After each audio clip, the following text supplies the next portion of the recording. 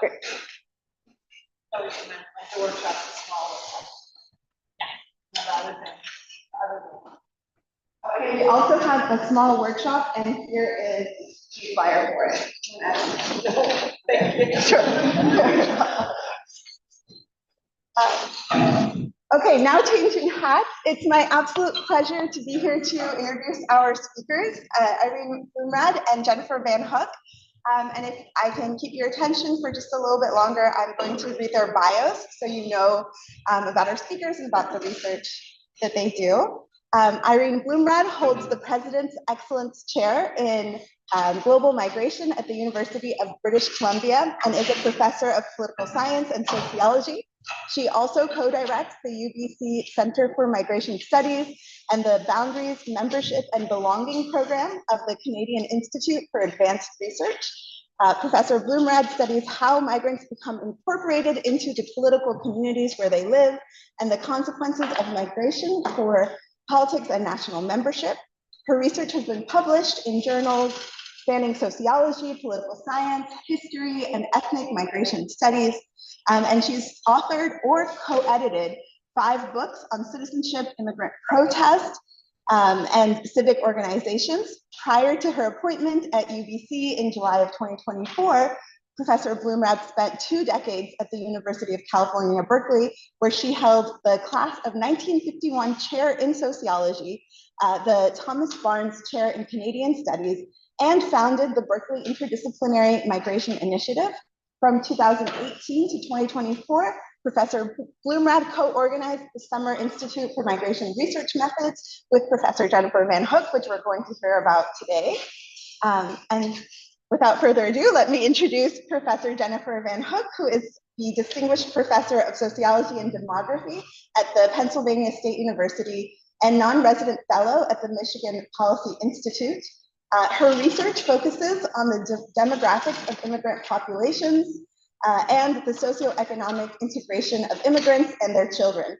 She has published research on the size, characteristics, and dynamics of the unauthorized foreign-born population. She also has ongoing research projects that focus on the relationship between immigrant legal status and the health and well-being of immigrants and their children. She co-authored a book with James Bachmeyer entitled Texas-Style Exclusion, Mexican Americans and the Legacy of Limited Opportunity, which focuses on the educational integration of Mexican immigrants and their children and grandchildren across the 20th century.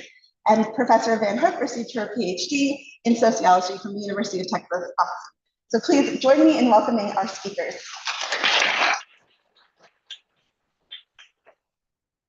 Right. Does that look good, Maddie? Awesome. Thank you all, and thank you, Rowan, for inviting us. This is kind of cool because Jenny and I don't think we've ever given a presentation like this, where it's not about research or even the implications of research, say, for public policy, but about a training institute. And as you heard from the introductions, Jenny is joint appointed in sociology and demography. I am now joint appointed in sociology and political science. And so that gives you a sense of the kind of people we are in terms of the research we do and how we value interdisciplinarity. And so one of the things that we're excited to share with you is how we brought that interdisciplinarity together for the Summer Institute. And this is the picture of the Summer Institute in Penn State in 2019, 19. I think Peter, I'm not sure. Peter's in. Is he in that one? Are you in that? No? I don't see myself. You don't see yourself. Okay, so then not in there. He was there though. So the goal here is we're going to spend about 15-20 minutes giving you some background about the Summer Institute. And then we're going to open it up for a conversation with Rowan and questions and answers. And basically we want to share some of the things we did, some of the things we learned, and also maybe to encourage you all here at UWashington or elsewhere to maybe take the baton and sort of keep this idea of training and interdisciplinarity around migration studies going. Let's see. There we go.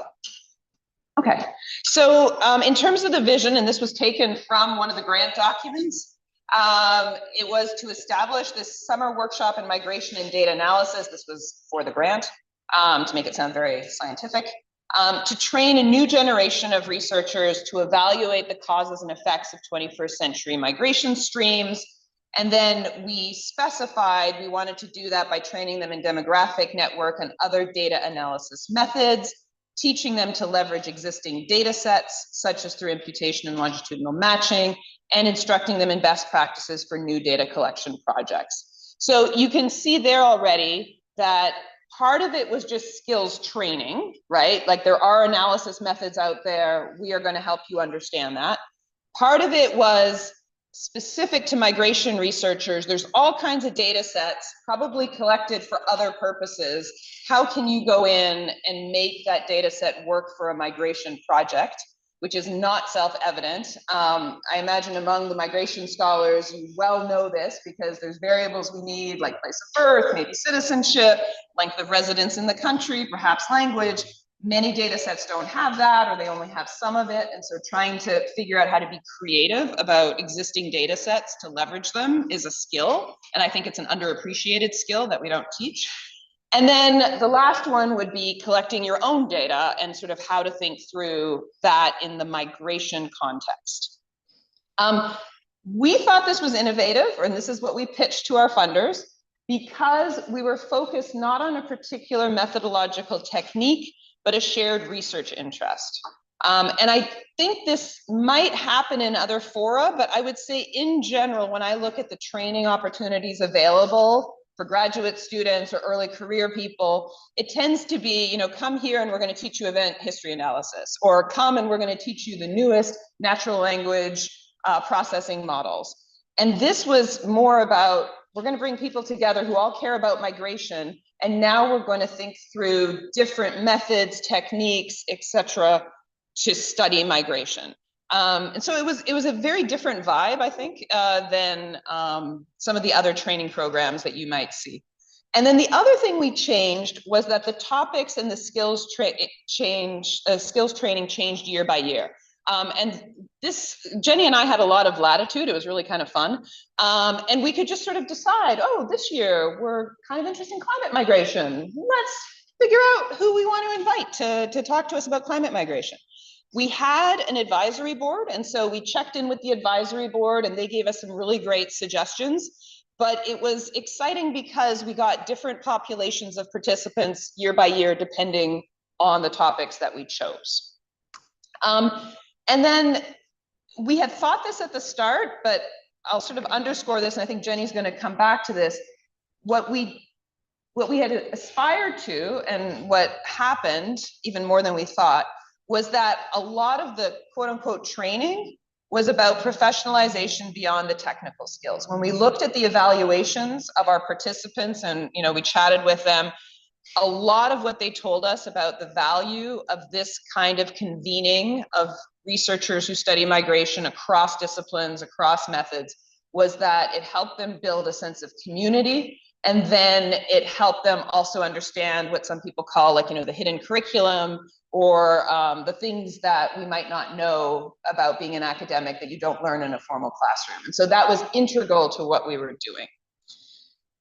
Part of our goal in doing this was expanding the pipeline in terms of researchers who study migration. And so I'm going to take a little bit of a tangent to give you some data, because we are here at this center.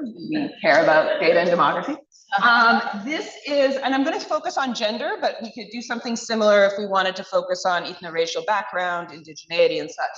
But in terms of, you know, gender, we know that the pipeline is pretty poor for engineering and computer science.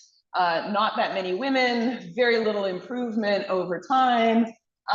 This is sort of what it's looking like based in around 2019. And I'm drawing this data from Kristen Munch's work.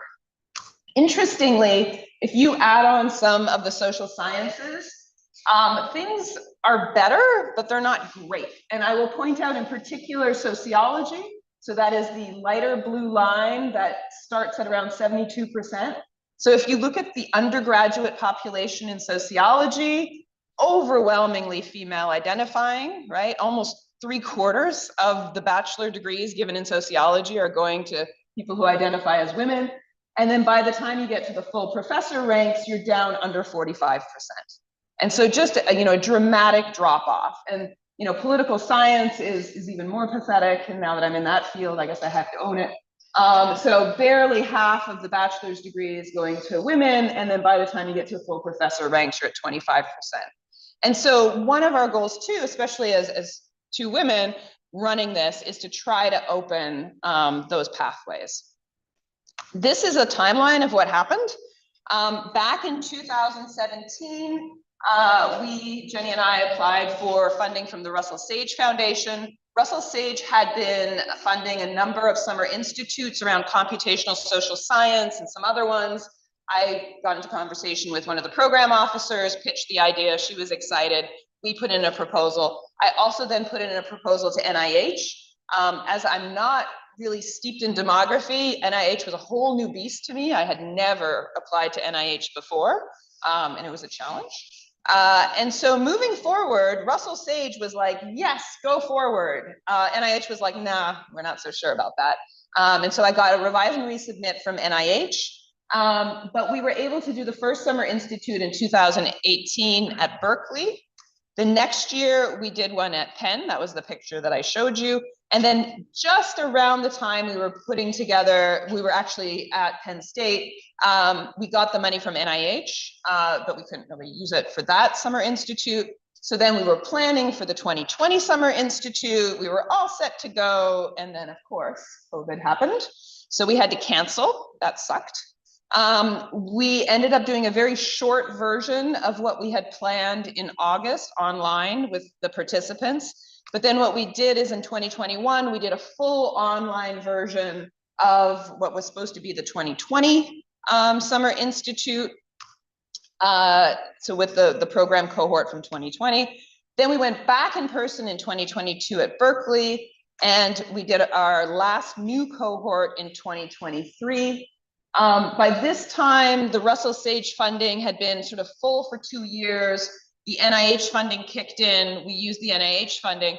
We kept getting some support from Russell Sage, and I just want to, thank Russell Sage for that, because we were able to direct that money to participants whose legal status might not make them eligible for federal support. And so it was really important for us to have that partnership. I don't know the extent to which NIH would audit who actually participated, but I felt pretty strongly that we wanted some separate funding so that there was no question that we were covering everybody without any problems. For 2024, we had money left over because of COVID, so we asked for a no-cost extension. And then instead of doing a new cohort, we decided to do an alumni event where anyone who had come to any of the summer institutes were they were invited to come back to Berkeley. And it was partially to sort of see what had happened across people's lives, but it was also to try to further build the community and the networks. One of the feedback items we got from the NIH grant when it was under the revise and resubmit was that they wanted us to do more follow-up and sort of keep that professionalization going over time. This was our way of doing that. I think there would have been other ways that we could have done more programming, say at the PAA, ASA, et cetera, But given that it was interdisciplinary, that was difficult because then we were breaking the group into disciplines. And then also just honestly, there was bandwidth issues. There was only so much we could do. And so, thinking forward, if other people were to do this kind of program, I think it would be really cool to build in more sort of ongoing professionalization and touch points over time. We had also thought about following up on the people who just who were selected into the program and the people who didn't, and sort of seeing if we could causally identify or not causally identify, the impact of the Summer Institute. We haven't done that. If anyone's interested, we probably have the data, but we haven't figured out an easy way to do that.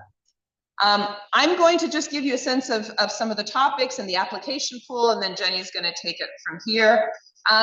Like I said, we change topics year from year, and so I've listed the topics to give you a sense of what we covered. We did ethics every single year. Notice how many applications we got. This was last, or I don't know, it wouldn't quite last minute, but like this was brand new. Like this had never been done in this way, and we got 215 applications our very first year. It was 144 the next year, perhaps because we were going to more specific issues like age period cohort, administrative record linkage might not appeal to quite as many people. Then we went all the way up to 302, where we were doing quite a lot on qualitative methods, legal status, health. Back down to 139. Again, we went to modeling climate migration, big data, that I think people were interested, but it was a smaller group of people who applied. And then back up to 213. So one thing I want you to sort of take away from this is that the demand for this kind of training is really, really significant. So I think there's a great desire out there for people to participate in these kind of things. Just use the. Okay, so just to kind of piggyback on the demand, we really tried to keep the Summer Institute at a manageable size so that we could interact with people on an individual level. So every year we admitted about 30 people. And so those are the acceptance rates there. And, you know, they varied from year to year depending on the number of applicants. But I think that size really made a difference in terms of making those connections and building that network, because everybody was able to get to know each other and spend quite a bit of time talking about their own individual topics and problems and issues that they're thinking about, and having time to talk to the instructors, including myself and Irene. Okay, so in terms of the instructors, we were pretty deliberate in terms of how we picked instructors. We tried to bring in a variety of different people so that at least there were, it was more than just me and Irene. And we just picked people we wanted to get to know, and we found their research really interesting. Each instructor had 1 or 2 days of instruction that were sort of assigned to them. We made sure that we brought in people from a variety of different disciplinary backgrounds, and it did vary quite a lot. It was demography, sociology, political science, econ, even like law. There were some people who came in and talked about the law with regard to immigration or communications, and we even had some days of media training, which was really fun. And then we didn't just select people on their expertise, but also on their reputations for being good mentors and being enthusiastic about working with students. Here's the demographics of our participants. We really worked hard to make sure that we, again, brought in people who come from a variety of backgrounds. And so, interestingly, we had nearly 70% of our participants across the years identifying as female. We also had a very broad representation across racial and ethnic identities. Disciplines, we were, the biggest group were sociologists, but we also had economists, health scientists, political scientists. The other, I'm trying to remember where the others came from. Education, history, public health. Yeah, all over. Yeah, it was just a bunch of different disciplines. And again, that was very deliberate in terms of trying to make sure that we were drawing people from a lot of different backgrounds into the Institute. Career stage, okay. So 3/4 were graduate students and 1/4 were people within 5 years of getting their PhDs. The graduate students, we found over the years, it was really better to draw people who had been sort of comps or later. They had already sort of finished most of their coursework. And that was just because it was helpful if they had come in with some pretty concrete research ideas that then they could present and talk about and kind of build on from the materials that were presented in the Institute. So, okay. Now this was, I think, turned out to be the hidden gem of the Summer Institute, is going beyond the instruction. So there was, and sort of these are the larger impacts, right, of that. So like Irene said, there was a lot of emphasis on ethics and ethics training. That was something that we covered every single year of the Institute. From the first one, there was so much discussion about the ethics of conducting research on migrants and immigrants, and how it might be a little different from just your normal social science, that Irene and one of our instructors, Cecilia Minibar, ended up publishing an article that was appeared in IMR, International Migration Review, on this topic. So if you're looking for a good article that summarizes some of these big issues, I would recommend going to that article, and that came right out of the Summer Institute. We also put the presentations online, so we always ask the instructors to share. And then we also created some videos. I don't know what the hits are. Somewhere between 100 to 500. 100 to 500. So those videos took a lot of work, more than I expected. So if you're thinking you're going to do this and it's going to be easy, it wasn't. It turned out to be a lot of work to do those. Beyond the classroom, there were also a lot of benefits, and this was very deliberate in terms of building in time and sessions that focused on sort of the beyond the curriculum, the hidden curriculum kind of aspects of becoming a professional in the area. And so we did hold sessions almost every day on public work-family balance, media engagement, you name it. And sometimes we would even like poll the participants. What do you want to talk about today? And then we would put that together pretty quickly for them. We also invited all of the participants to, there was a day at the end. Sometimes we broke it up beginning and end, and they would get a chance to present their research and get feedback from the other participants and from the instructors. And so they did get that one-on-one feedback. We also had large breaks, big lunches, not big lunches like a lot of food, but I mean, we did, but it was longer, you know? And so I ended up spending, and Irene did too, spending a lot of time talking to the participants one-on-one. I stayed in the dorms. So we ended up having all of the participants stay in dorms, and the instructors stayed in dorms. And so I would go to the cafeteria for breakfast and then for dinner. And almost always there was participants who then I end up eating and sharing meals with. And that became another place where all of this sort of informal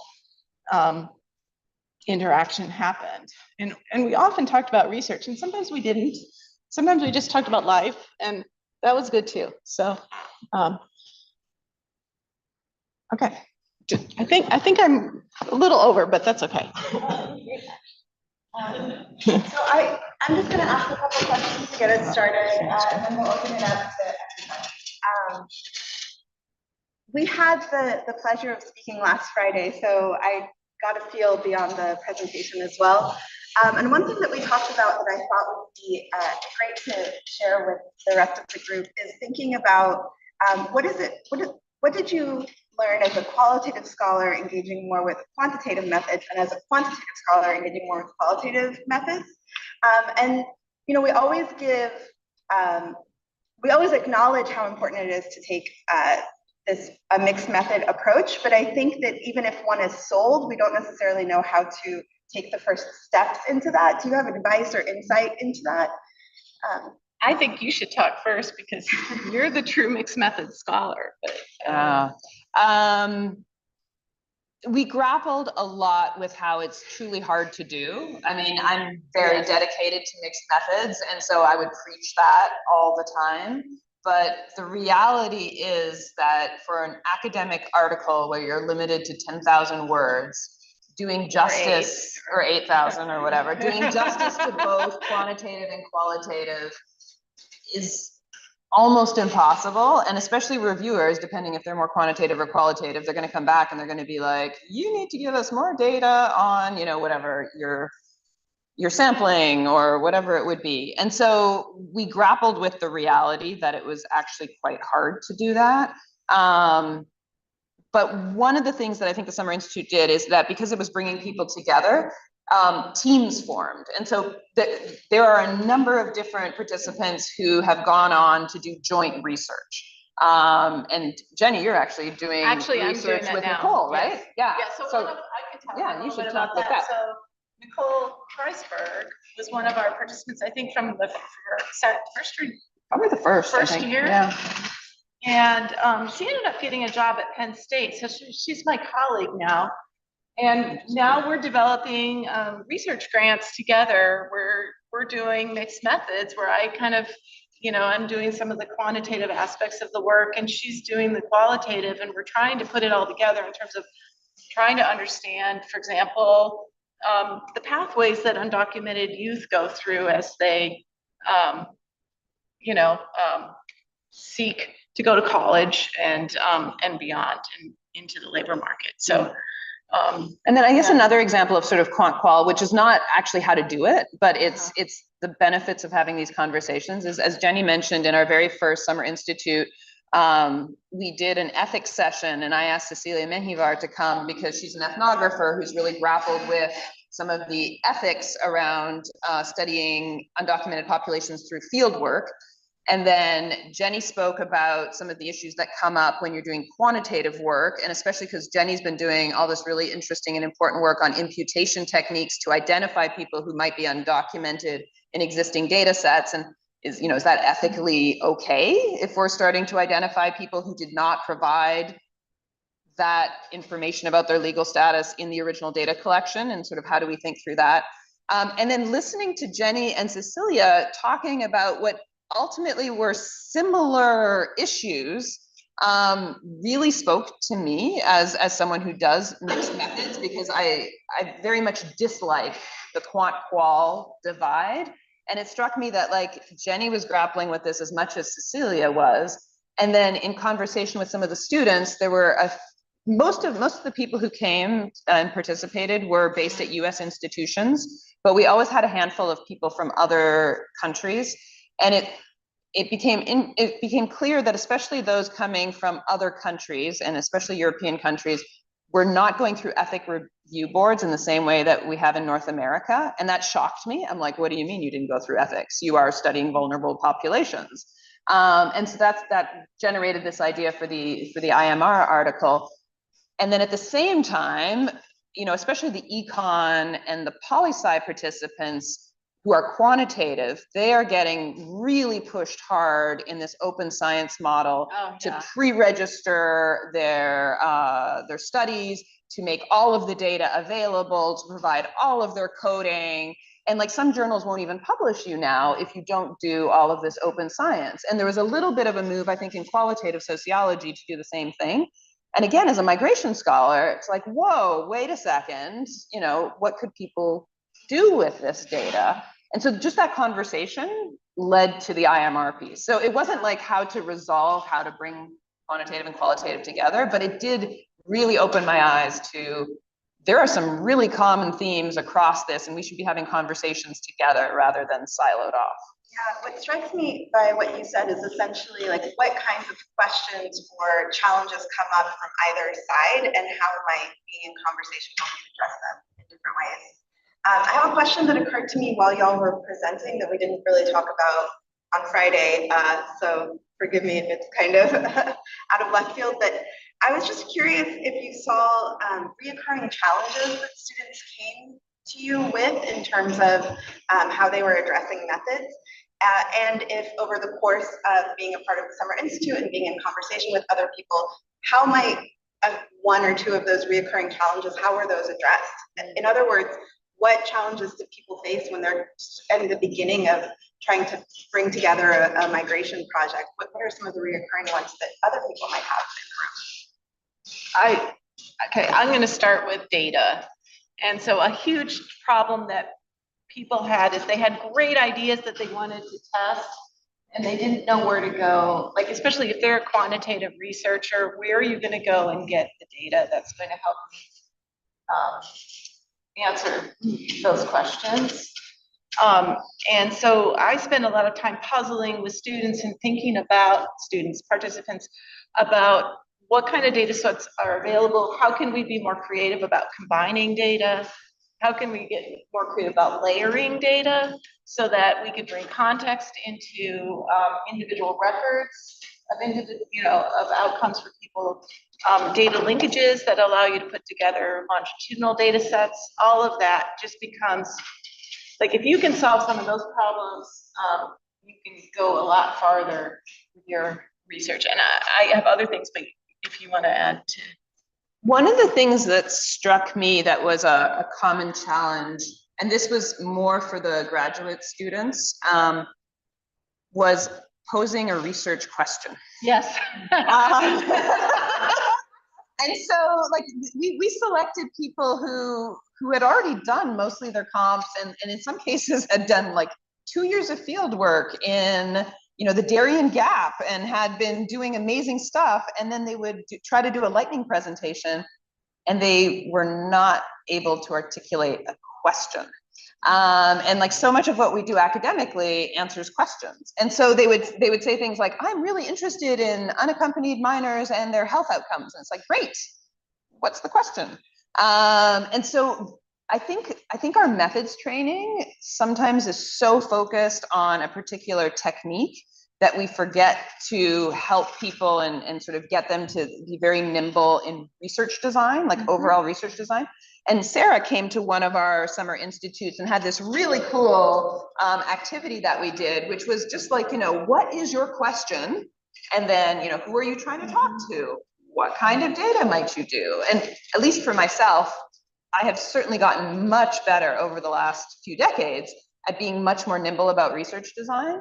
Partially because I teach research methods, but I think that is underappreciated. I think just putting together a research design is underappreciated, and finding a research question. Yeah, and recognizing a topic is not the same as a question. Yes. Yes.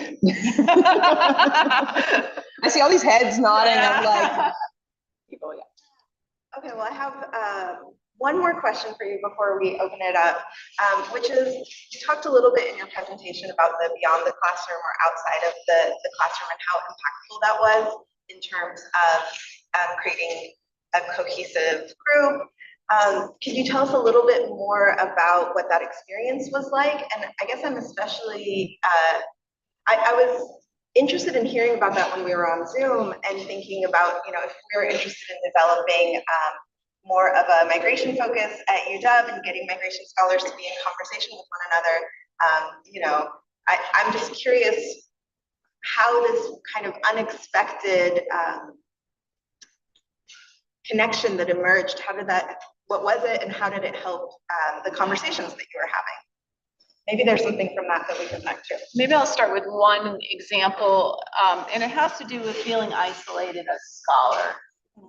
There's a lot of the people who were recruited into the institute might have been the only person in their department studying immigration,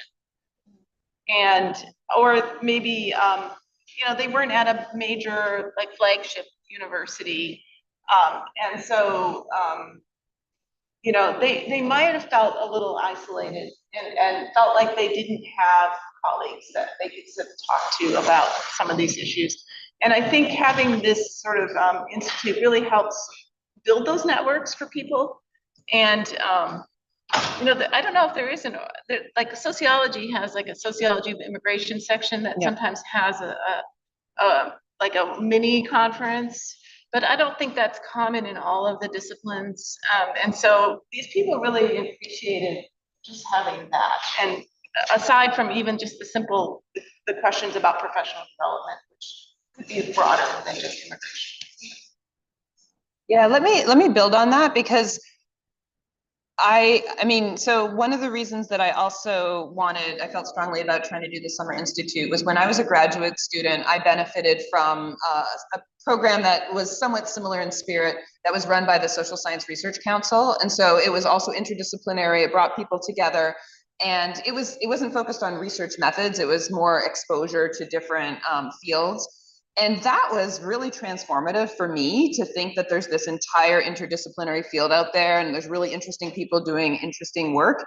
But I think it's easier for sociologists because, sociologists, we can study anything we want, like everything's sociology. And I think the IM section, the international migration section, is particularly vibrant. And so I personally have felt much less alienation, I guess, from my discipline when I do migration. But that is not the case for people in econ. That is not the case for people in poli-sci. That is not the case for some of the people in some of the health fields that we had. There was even a person who was in American studies, criminology, who said, I'm in American studies, but like I'm the only person in my department who does migration research, and I can't believe there's other people who think like me. And so, one thing that could be cool, I just don't know if this would be feasible, but like, doing a little conference association on a regular basis that's outside the population association, outside ASA, which would be truly interdisciplinary, because at least for, I think, exactly the people Jenny was talking about, the ones who are feeling more isolated in their discipline and at universities where they might not get sort of a throughput of people coming to give talks, they feel like they're the only one doing it. And then in terms of just sheer reality, especially in poli-sci and econ, I have the feeling the pressure to publish in the disciplinary journals is intense, and you get very little benefit from publishing in IMR or in the Journal for Ethnic and Migration Studies or the Ethnic and Racial Studies journals. Whereas I think in sociology and demography, I think too, like there's much more like, sure, that counts. You're a subfield expert. That's great. And so talking to these grad students about, especially grad students, but even junior faculty who had to go up for tenure, talking to them about strategies. And so we would be very frank sometimes. I would be particularly frank about like strategies, like you're a junior faculty, you have to publish in this thing because that is what your discipline demands. But on the side, here is a plan to actually publish what you want to publish somewhere else. And then, sometimes we tell people you got to wait to tenure. Once you get tenure, go and do this. But like, we want to get you through tenure. So I think those kind of frank conversations where it's like, we share your passion, but we also want you to succeed. And so let's try to strategize how to do both of those. I think people appreciated that frankness. Well, I could ask y'all a dozen more questions. I have been, observing the Summer Institute from afar and just really eager to learn more about it and following up on what's happening online. But I think let's open it up for folks and hear what your questions are. Do you want us to take questions? Introduce yourselves. Yeah. So, Sofia Ayala, I'm a research scientist at CSE, but I'm also executive director of the Northwest Federal Statistical Research Data Center. My question, so Jenny, you have a lot of experience with working with federal restricted data in the RDC context, and you were talking about some of your summaries with restricted administrative data, big data, and you were trying to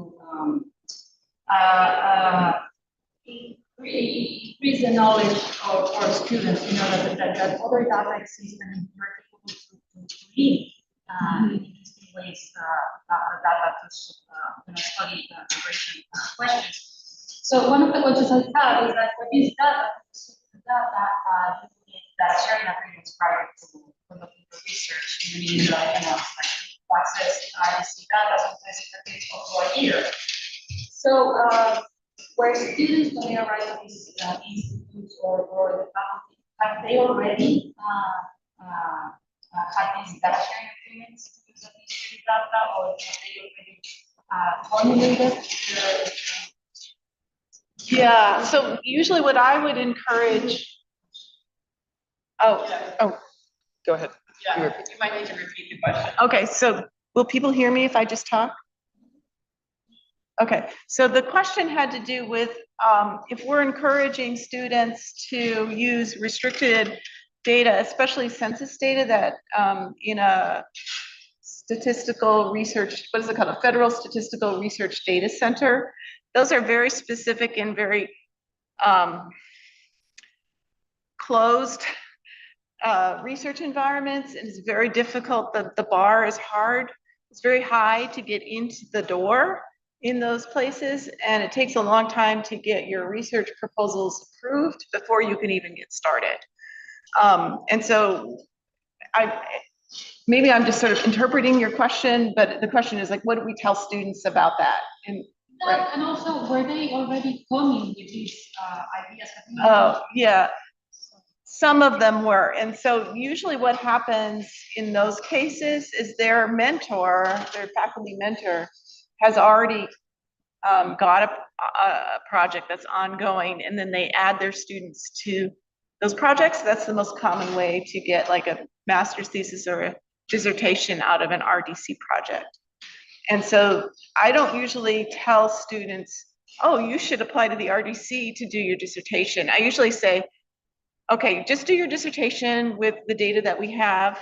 Like, let's say you didn't have that. And then let's think about what your first like assistant professor project is going to look like. And you can start thinking about that now, you know? And so that would be the advice I have. And maybe you don't want to hear that, but it takes like a year of your time to even just get that thing approved. My students are lucky in the sense because they just come in the door and they're in the RDC in the first year that they're at Penn State. And it's just because I always have a project that's active. And that's what makes it really hard for students who are not at places that have these kinds of resources. Yeah. You know.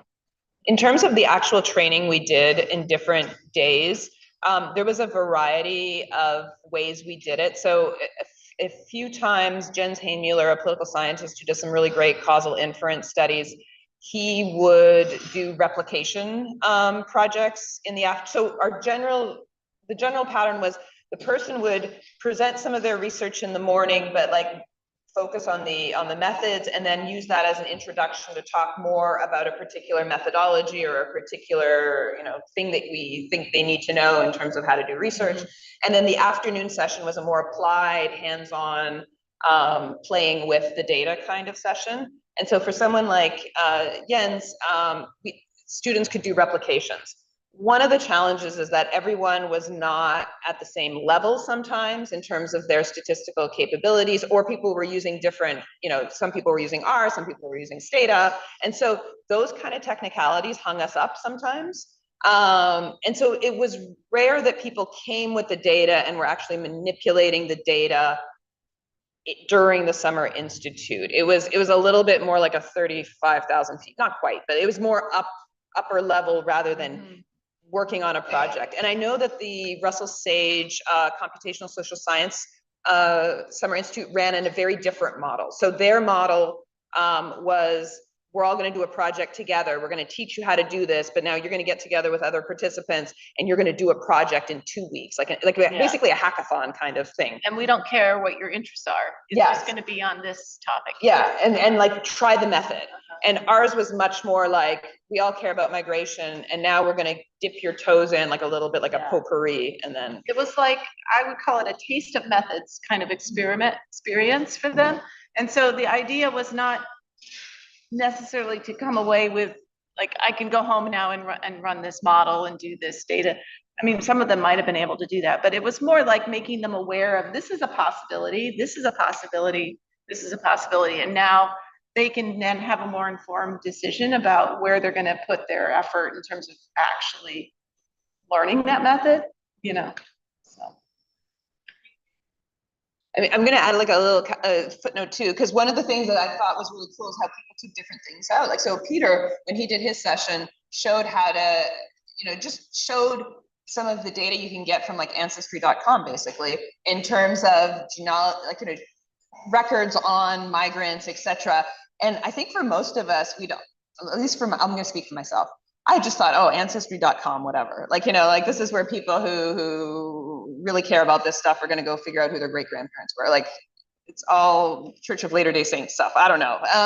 And then when I saw what the data was, I was like, this is fascinating. And there was a historian in that session who was very anxious because it was pretty quantitative, or like the whole Summer Institute was pretty quantitative. And so she was sort of saying, I don't know why I'm here. It's okay, I want to be here, but she was very nervous. And then she was like, wow, this is a really interesting data source that I hadn't thought about, because I'm told to go to the archives, and like, here is another data source. So it was those kind of aha moments, but it was like, it wasn't that she was like, okay, now I'm going to change my entire project to do something different. And just to kind of piggyback on that, sometimes it was more like people they weren't even, it was very simple. It was like, they didn't know about IPMs. Yeah. You know what I mean? And so then I would like, oh, you know, let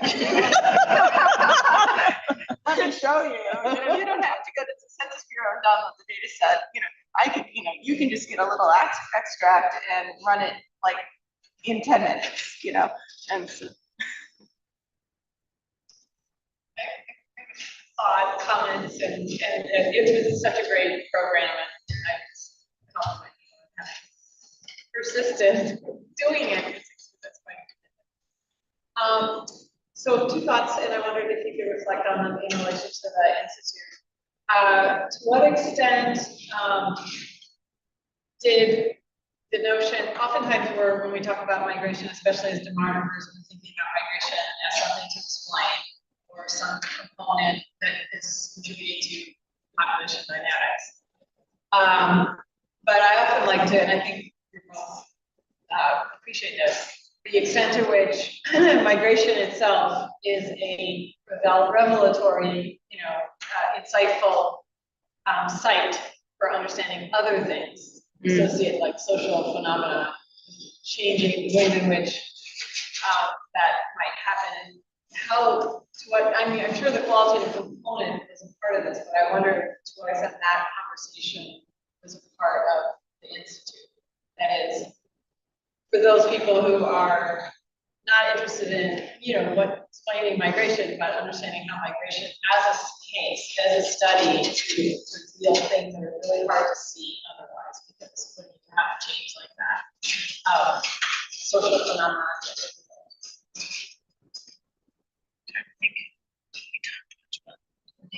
So the question for people online was, let's see if I can get this right, that a lot of people who study migration as a phenomena to be explained, like why do people migrate, or what are the repercussions of migration? But perhaps another way of thinking about this is migration as a revelatory sort of case to give us a new eye on other kind of dynamics or ways of saying. I guess because migration is disruptive.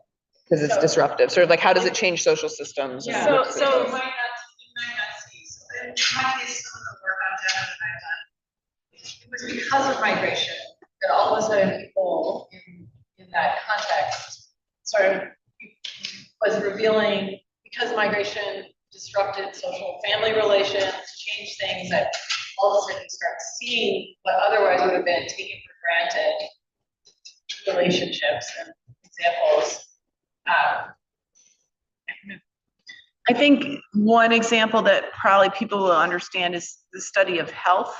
We did 1 year on health. Yeah, we did 1 year. And there, the question there is like, how much health related to the environment in which one grows up, the environment in which one grows old, the environment, and the cultural patterns and practices that you have throughout your life.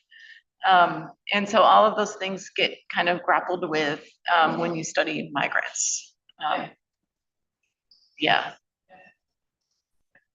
I will, so as you saw from the sort of admission numbers that we had to make hard decisions about who to invite to the Summer Institute.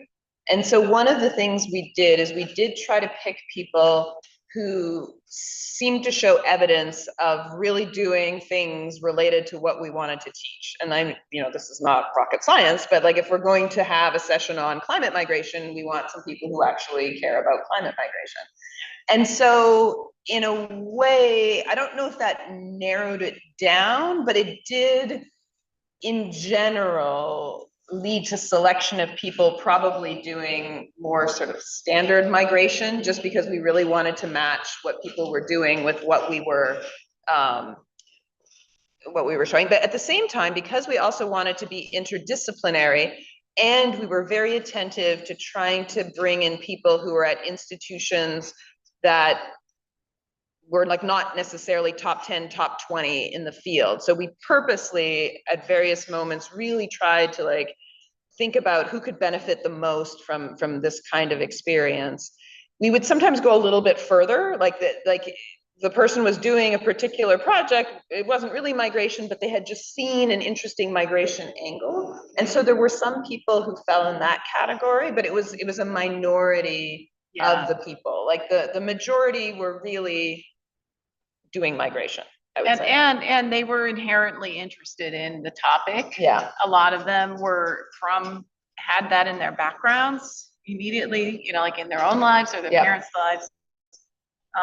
And so it was an inherent interest that they had and didn't feel like they had to justify it. Yeah. But sometimes you are in a discipline where you do feel like you have to. Maddie says there's a question online, and I'm not online today. It's a question from Matt Ford. Oh, hi, Jack. That's cool.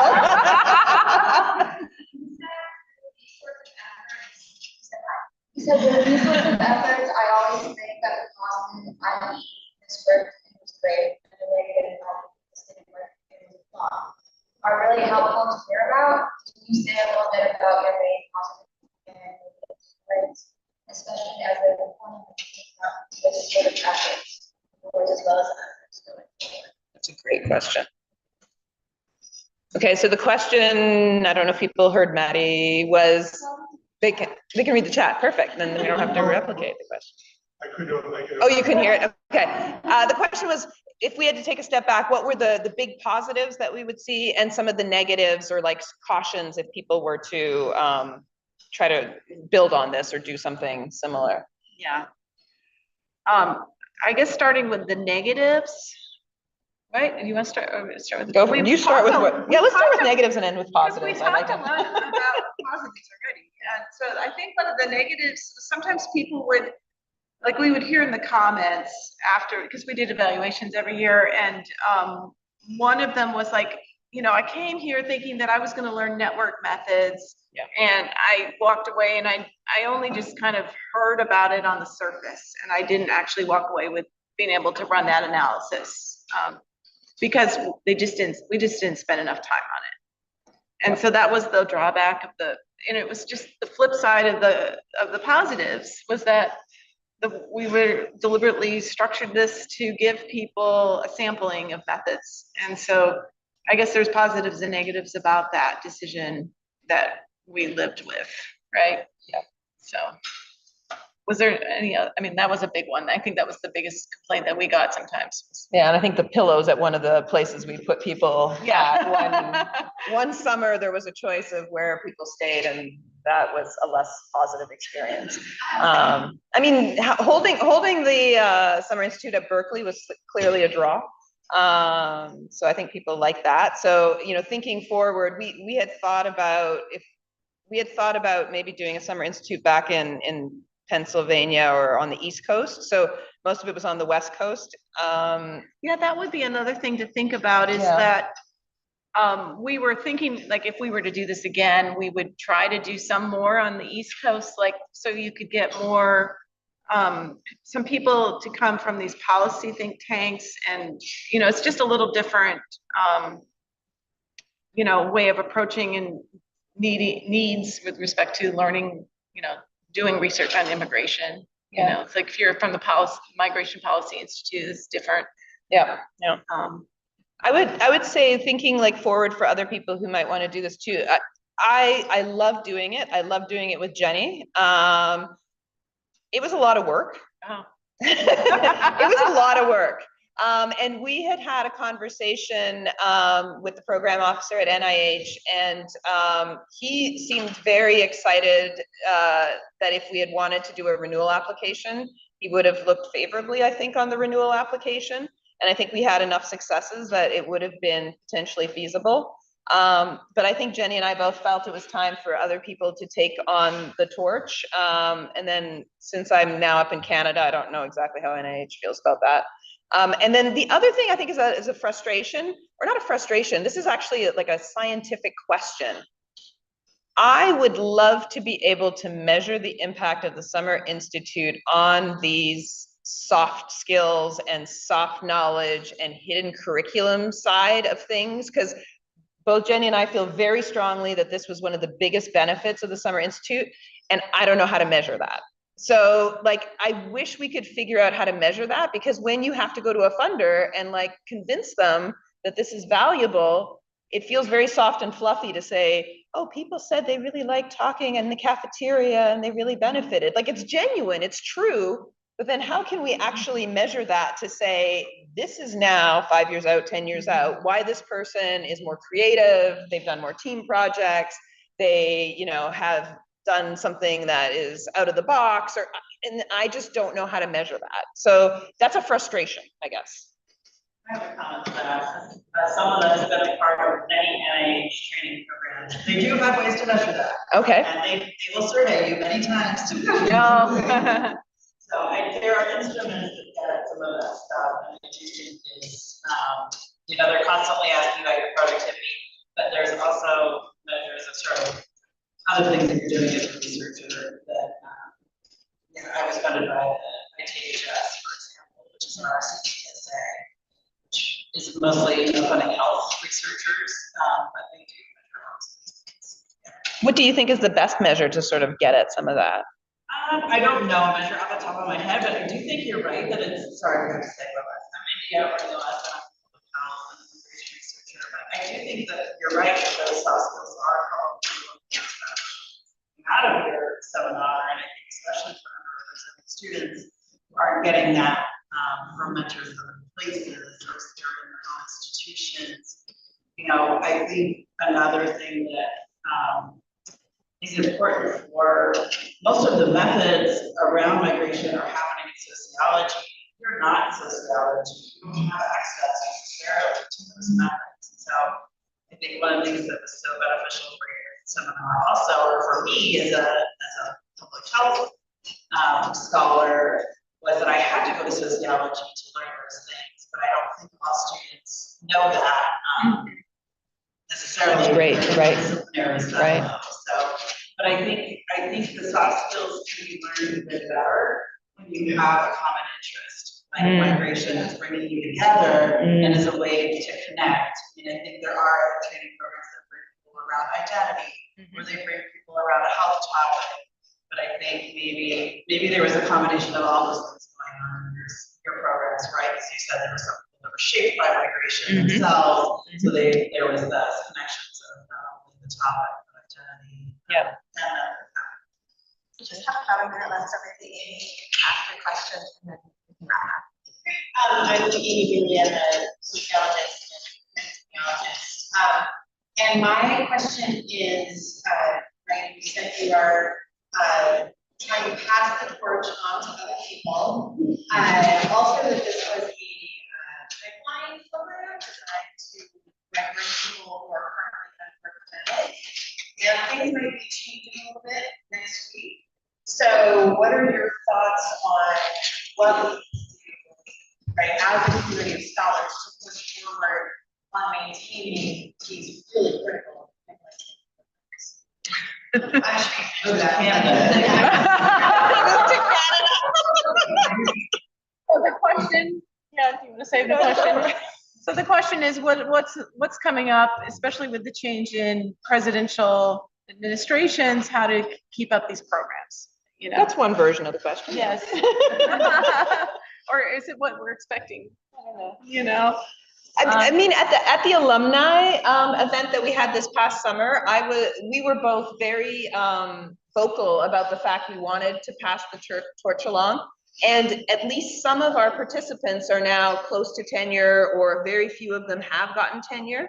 And there were an admirable number who were really interested in taking up the challenge. I do think that one of the hiccups a little bit is the quant-qual divide. So we've been telling a really nice story about how we can all get along and work together. But the reality is that some of the social networks, especially in sociology, you have people who are really into like the field research, the ethnography, and like have a great community. And then you have people who are more on population and they have a great community. And so bridging that is actually a problem, irrespective of politics, or at least national politics. And so that is hard. You have to be committed to it. That's hard. Like when I teach my classes on immigration, I always very deliberate about signing both sets of literature for my students. And so you need someone who cares. you You need know. people who care about that. And then in terms of NIH, like I don't know what's going to happen with NIH, but they are interested. And so I do think that's an opportunity. So as long as NIH keeps funding like they've been funding, if you look at our grant proposal, I believe that there were certain words that were taken out of the grant proposal, and I'm happy to talk offline about how we framed what we were doing, so that if any congressional person were to look at the grant, they would see that it was a scientific training opportunity. I will say no more, but I think there are certain ways to really get it through NIH. Russell Sage was great, but unfortunately, one of the things that happens with foundations is they'll do the seed funding, they'll do the venture capital, and then they say move on, and like that just sucks. So I don't know where. I mean, I understand. I totally understand why, but like getting long-term funding is a big challenge. Well, thank you so much for leading this conversation. Conversation